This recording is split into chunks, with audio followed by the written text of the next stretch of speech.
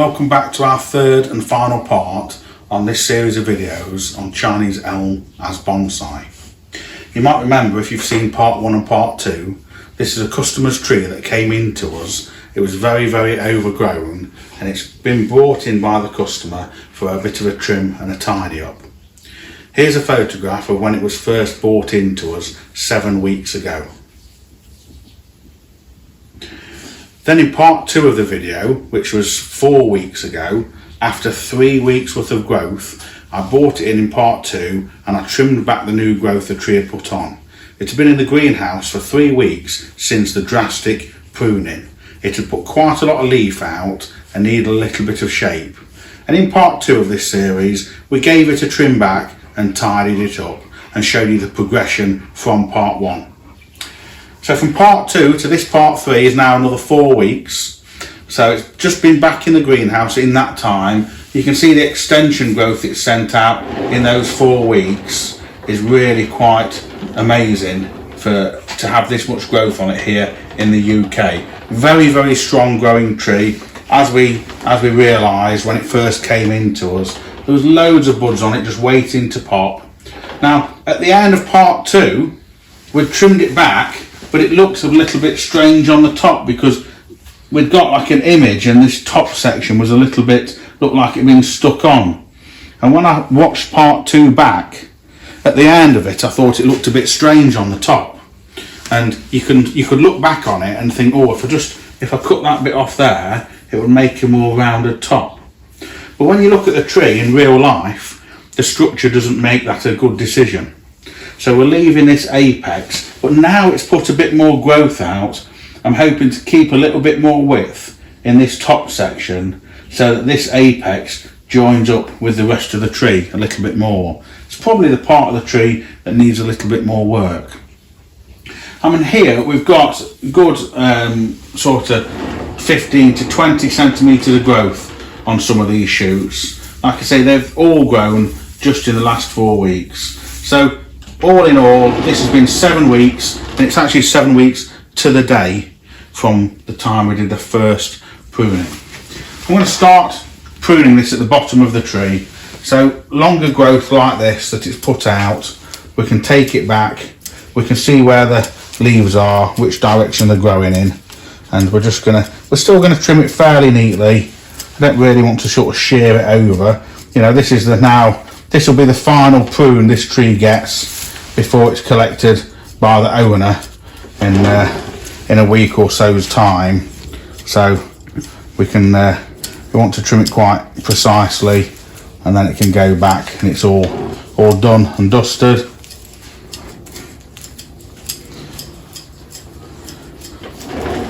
So keep an eye on these shoots that have grown up from this foliage pad up to the one above. Another one here and in here. This is a little bit tall, this section here. If we work our way around the tree, just taking off this extension growth. You know, a tree like this, a Chinese elm, growing vigorously, you'd be doing this sort of work probably 6 or 7 times during the year.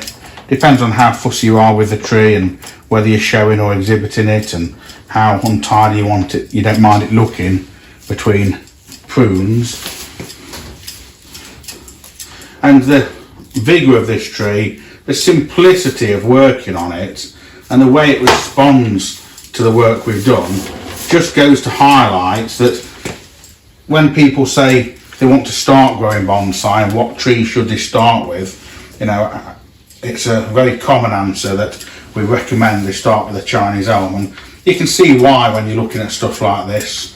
The amount of vigour, the ease of working on it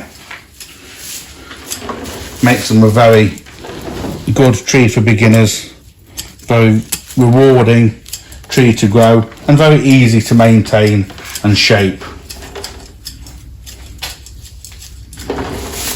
So quite rightly the most popular tree for people starting out, and that does mean that some people that are into bonsai can look down on Chinese elms because they're they refer to them as a sort of beginner's tree, and it's easy to get a bit, people can be a bit of a tree snob and forget about Chinese elms, but they're a delight to work with. So though I've got other trees in my collection, I've got a couple of old Chinese elms in my collection as well.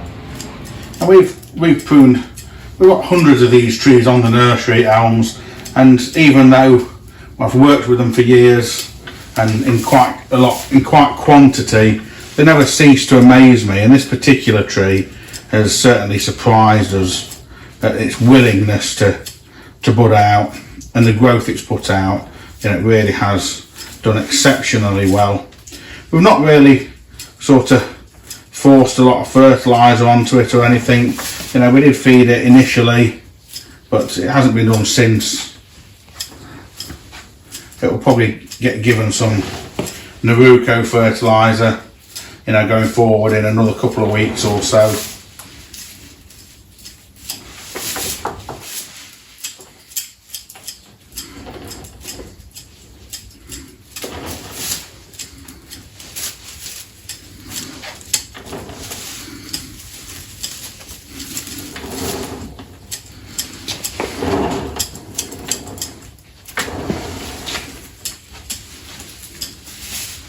So now about halfway up the tree, get rid of the length on some of these at the back. You've got to watch it, they've got one here, look, it's just coming along, you know, from here.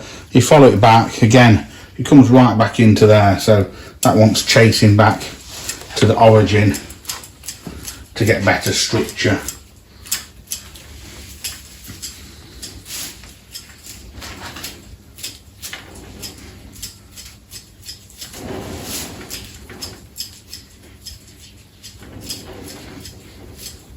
And now when you see how much this has grown, you know, for those of you that watched the first video, and obviously some of you will have watched it and thought, oh, he's cut a lot off that, or I don't know if that will survive, and I don't know, it might not like it.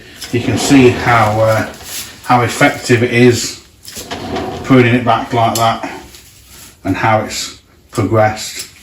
So I'm going to leave a little bit more length on some of these at the top, because I want to broaden this section in here. So let's just take a little bit of this back in here.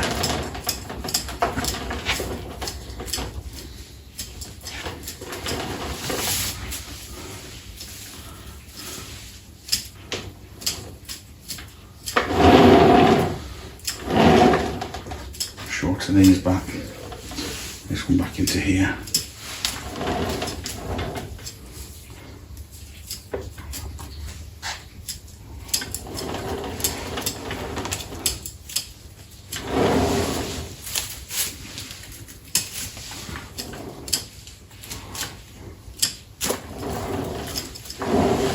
We'll leave this little shoot here, look, so it can grow into this left hand side, because last time this was quite full and then this was just growing up and it's quite narrow, so trying to get a little bit more width on this section here.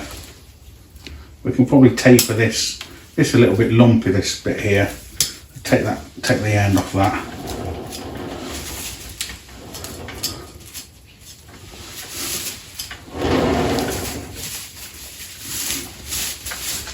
And then just have a little rattle through the branches, just to get rid of the bits that we've pruned off and to get any bits that we might have missed.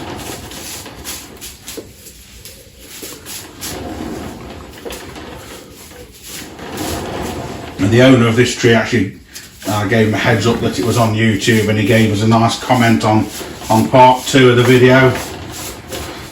He commented that we'd cut off more than he probably would, but it's just having the